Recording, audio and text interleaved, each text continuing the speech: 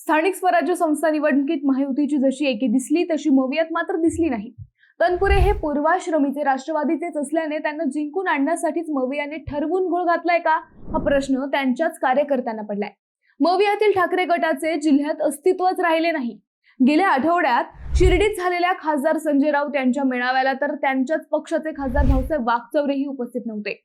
जिल्ह्यातील ठाकरे गट सध्या अस्तित्वासाठी लढतोय, पण ज्यांची चर्चा आहे ते काँग्रेस व राष्ट्रवादीचा शरद पवार गटही सध्या आपल्याच हाताने आपल्या पायावर दगड टाकू पाहतोय अशी चर्चा आहे। विधान परिषद निवडणुकीत काँग्रेसचे प्रदेशाध्यक्ष हर्षवर्धन सपकाळ यांनी नगरची जागा काँग्रेसची आहे असं सांगितलं होतं। शिवाय ज्येष्ठ नेते बाळासाहेब थोरात यांना निवडणूक निरीक्षक म्हणूनही नियुक्तही करण्यात आलं होतं। असं असताना सपकाळ यांच्या घोषणेनंतरही पवार गटाच्या जिल्हाध्यक्षांनी खासदार पत्नी राणी लंके यांची उमेदवारी जाहीर केली।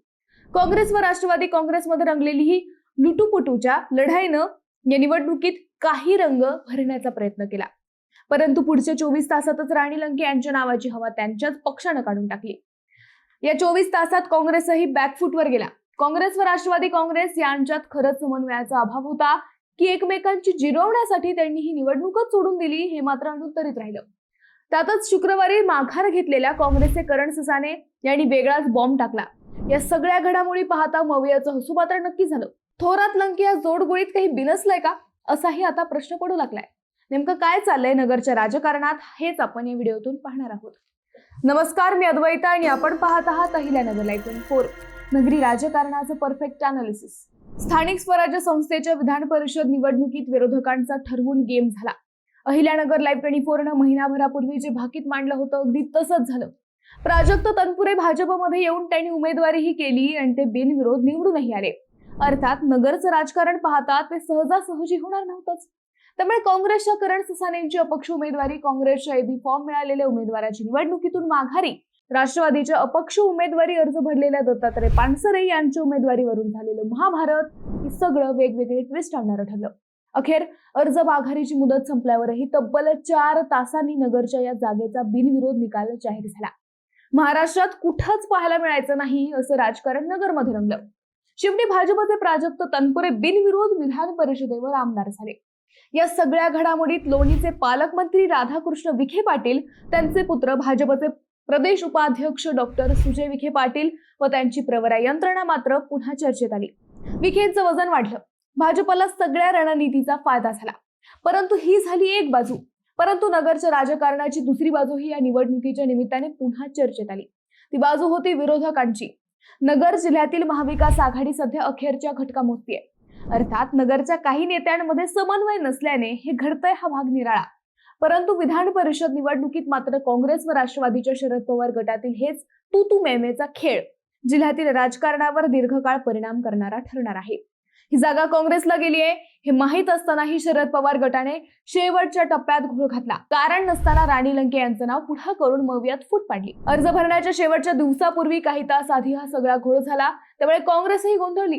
करण ससाने यांनी अपक्ष अर्ज भरला असला तरी ते काँग्रेसचे उमेदवार आहेत का, हे त्यांच्याच कार्यकर्त्यांना समजलं नाही। ज्यांच्या नावाने काँग्रेसने एबी फॉर्म दिला ते दीप चव्हाण यांनी अर्जच दाखल केला नाही। काँग्रेसचा एबी फॉर्म मिळाला नसल्याने करण ससाने यांनी उमेदवारी मागे घेतली का, हेही समजले नाही। तिकडे अवघ्या 24 तासांच्या राणी लंके यांनी माघार घेतल्यानं व ही जागा काँग्रेसची असल्यानं आम्ही वरिष्ठांच्या आदेशानं माघार घेत असल्याचं शरद पवार गटाच्या जिल्हाध्यक्षांनी जाहीर केलं।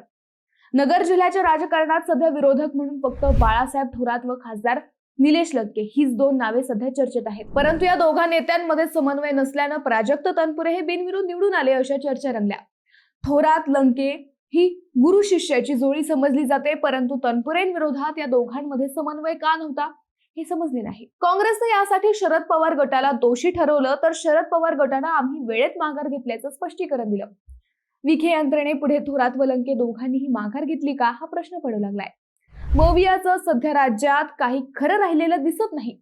त्यातल्या त्यात नगर जिल्ह्यात मात्र मवियानं काही प्रमाणात विरोध कायम ठेवला होता, परंतु विधान परिषद निवडणुकीत थोरात लंके चर्चेचा अभाव राहिला असेल तर तो का?